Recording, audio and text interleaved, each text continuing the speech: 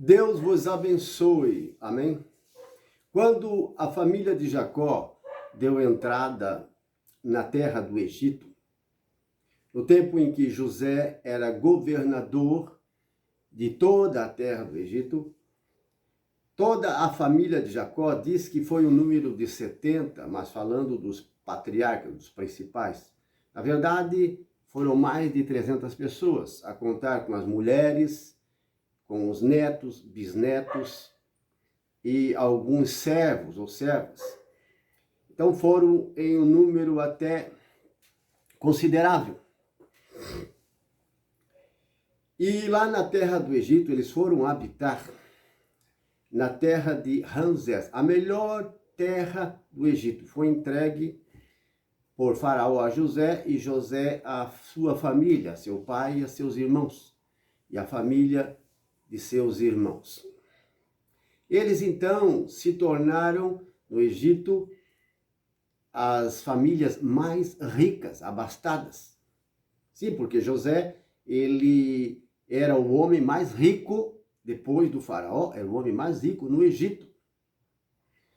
Pela graça que Deus lhe deu, o dom que Deus lhe deu, a glória que Deus lhe deu através do faraó, ele salvou não só a população do Egito, mas também as cidades e os países que eram vizinhos, a terra de Canaã. Muitas famílias foram salvas porque lá havia alimentos em abundância. E eles, então, prosperaram, moraram em Ramsés, naquele território, eram chefes, eram comandantes, eles eram os maiorais, nobres, naquele tempo. Veja que glória eles receberam, os filhos de Jacó, através de José, o homem que eles queriam matar e venderam como escravo ao Egito. É certo este provérbio? Sim, Deus, você já ouviu isso, Deus escreve direito em linhas tortas. O homem pode entortar, fazer os caminhos tortuosos, mas Deus escreveu direitinho a história de José e a salvação da família de Jacó e de todos os patriarcas. Lá no Egito, agora como famílias nobres, com grandes riquezas, mesmo num tempo de fome, de miséria, eles se tornaram então muito importantes e foram se multiplicando. Foram crescendo e se multiplicando como famílias ricas e nobres no Egito. Eram muito considerados. Jacó faleceu, José também faleceu depois, seus irmãos, mas os israelitas, os hebreus, continuaram a se multiplicar, e, infelizmente, quando se tornaram um povo já mais numeroso, eles se contaminaram com a doutrina, a cultura, a idolatria do Egito. Sim, abandonaram o Deus de Abraão, Isaque e Jacó, o Deus vivo, o Deus verdadeiro, que lhes deu aquelas terras, aquela posição, grande riqueza e bênção, prosperidade. A descendência de Jacó e dos patriarcas começaram a se afastar e adotar costumes pagãos no meio deles, da cultura lá do Egito. Começaram a adorar outros deuses, que não são deuses, imagens, ídolos. E também ensinavam a seus filhos. Por isso se afastaram de Deus. Então o Senhor Deus Todo-Poderoso, ele entregou a descendência de Israel, ele entregou nas mãos dos egípcios. Ele, Deus, deixou de abençoá-los, de protegê-los. Assim os egípcios começaram a dizer entre si: quem são esses hebreus? O que eles estão fazendo no meio de nós? Estão dominando sobre nós? Em nosso país, começaram então a escravizar. Escravizar e a destronar e tirar eles das altas posições. Eles começaram a ficar aflitos. Foram escravizando, escravizando, a ponto que, mesmo sendo um povo já numeroso dentro do Egito, tendo se multiplicado muito, já não mandavam mais, já não eram mais importantes, já não eram os nobres, agora eles eram de novo escravos. Assim como José foi vendido como escravo, assim como os egípcios, no tempo de José, se tornaram escravos, todos eles se tornaram escravos para sobreviver. Agora, a descendência de José, Manassés, Efraim, a descendência dos patriarcas, começaram a se tornar escravos e a ser oprimidos, maltratados. Isso, depois de algum tempo, não sabemos quantas décadas, isso durou a nobreza, a importância do povo de Jacó, até que se tornasse escravo. Mas diz a palavra de Deus que eles permaneceram no Egito por cerca de 400 anos. 400 anos. E começaram a sofrer e a penar. Já não eram mais importantes, porque se afastaram de Deus, adotaram costumes pagãos. Já não temiam mais a Deus. E o Senhor entregou na mão de seus inimigos. Entregou na mão dos egípcios, que se tornaram inimigos deles. Começaram a bater neles, a torturar.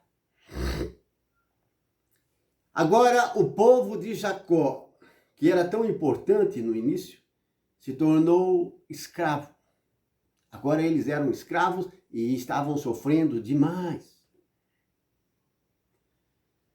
E chegou um momento em que o rei, o faraó,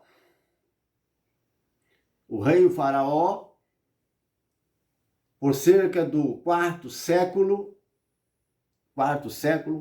lá no Egito, levantou-se um faraó que era um rei rigoroso, um rei mau e perverso. Maltratou ainda mais. Ele disse ao povo: o povo de Israel está muito grande, está muito forte no meio de nós. Nós precisamos coibir, restringir isso. Vamos fazer o seguinte: todos os meninos que nascerem, eles devem ser mortos. Vocês devem jogar as crianças no Rio Nilo. Sim, todo menino que nascer deverá ser jogado lá. Então, começou um controle de natalidade e a opressão aumentou ainda mais.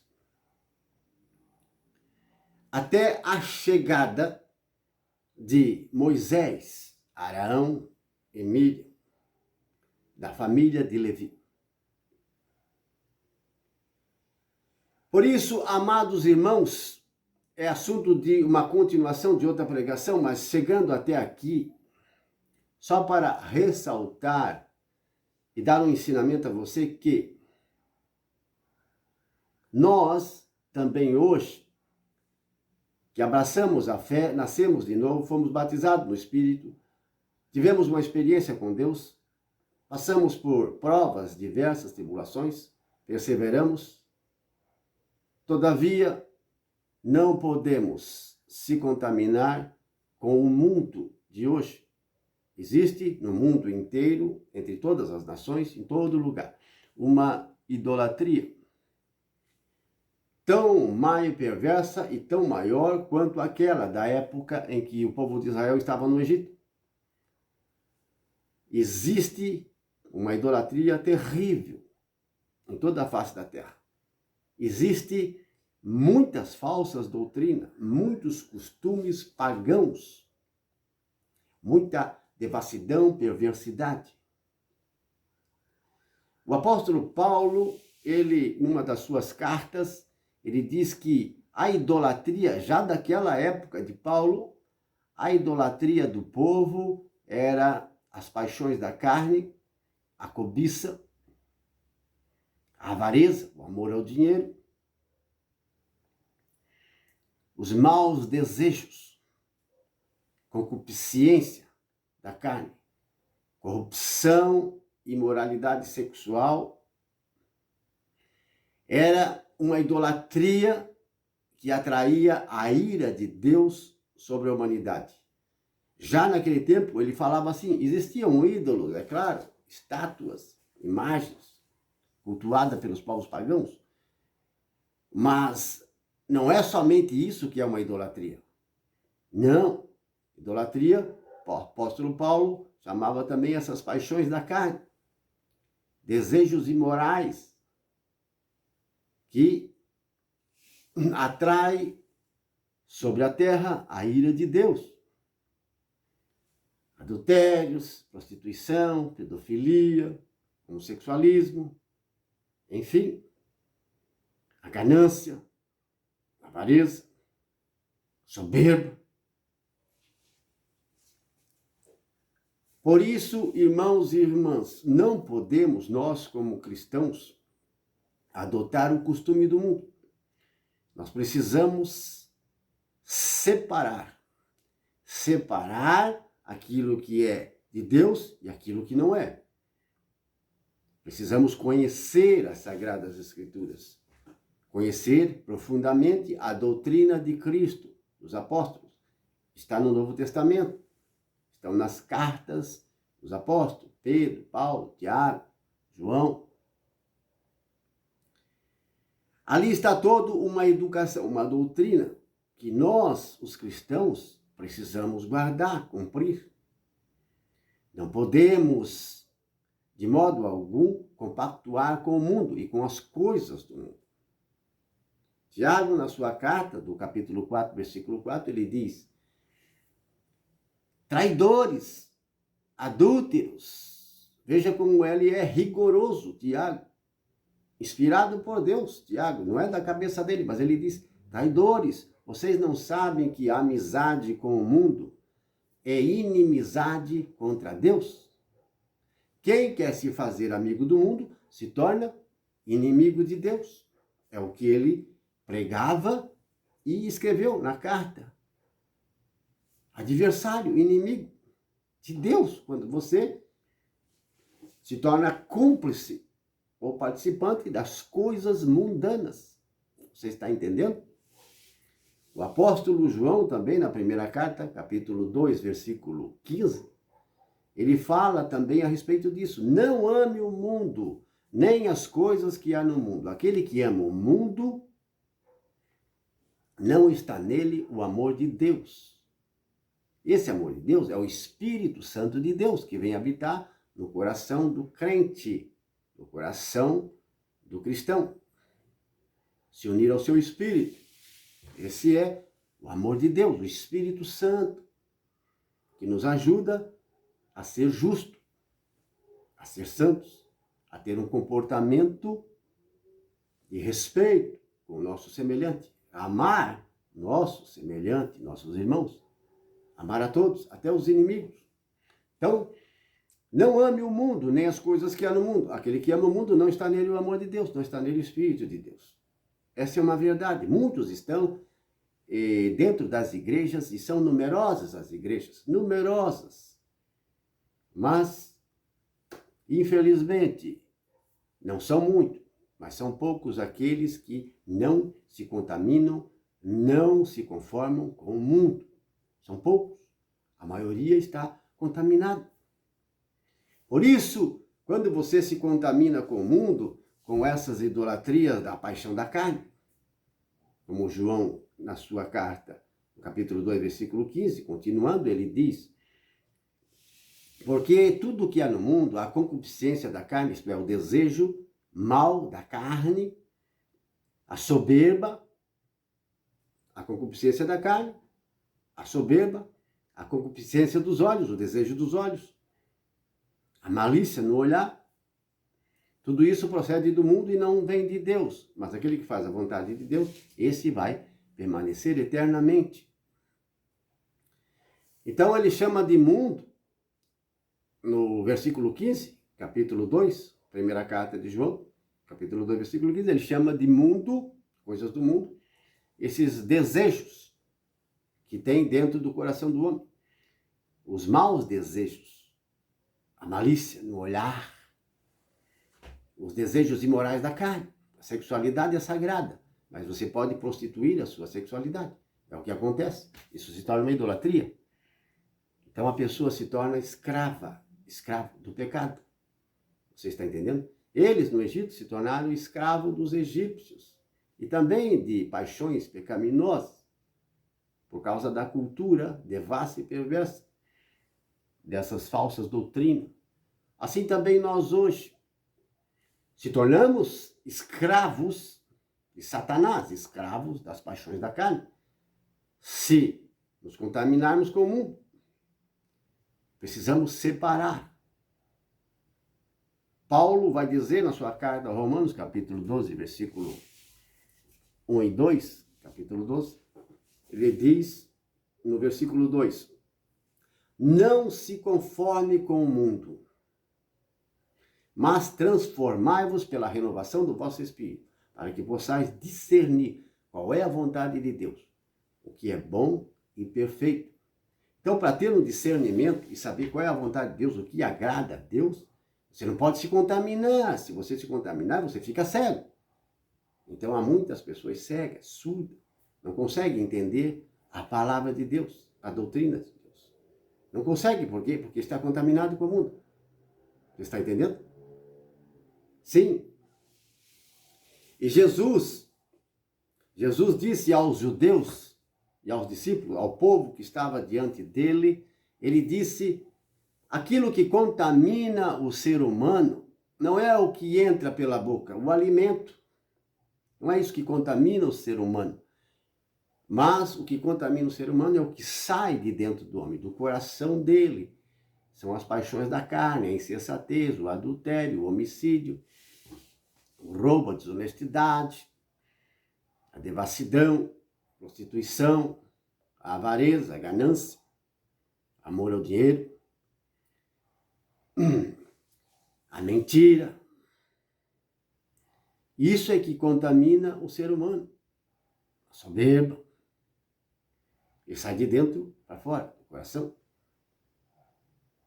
Mas comer sem lavar as mãos, o alimento, não contamina o homem. Então, essa contaminação, ela vem de dentro para fora. Por isso, o Espírito de Deus quer habitar em nosso coração.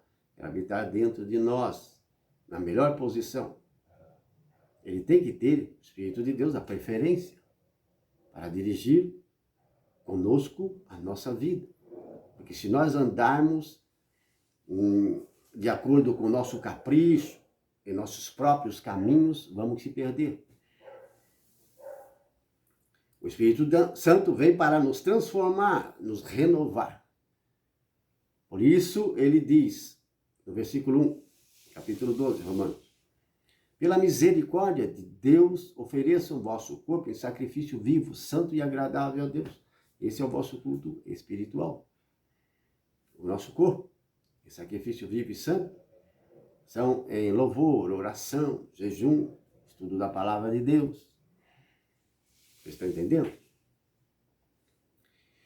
Por isso, amados irmãos, o que Tiago disse no capítulo 4, versículo 4, é muito forte.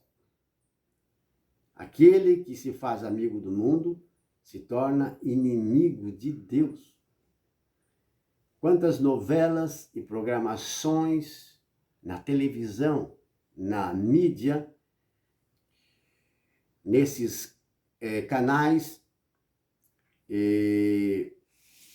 redes sociais, quantas falsas doutrinas, quantas coisas, programações feitas por homens, pessoas que estão nas trevas, na escuridão. Gente até viciada em drogas, gente contaminando e se contaminando com prostituição, pedofilia. Muitos estão em pecados até gravíssimos, uma idolatria terrível. Outros fazem até pacto com o diabo. Então, esses fazem tantas programações que parecem ser boas, mas não são. É só você começar a perceber a expressão dos atores, das atrizes, no que eles dizem, no que eles falam, em suas novelas, em suas programações, as expressões, as palavras. Pronto, você já tem o discernimento de quem está lá dentro, do coração deles. Se é o Espírito Santo ou outro Espírito. Vocês estão entendendo? Não é difícil de discernir. Mas se você gosta dessas coisas, e também pelo celular. O celular é uma pequena televisão. Devemos tomar cuidado. Olhar não é pecado ainda. Olhar não é pecado. Mas cobiçar, desejar, gostar das coisas imundas, aí mora o pecado. Aí contamina você. Então você vai se enchendo de lixo eletrônico, como os jogos de videogame, por exemplo.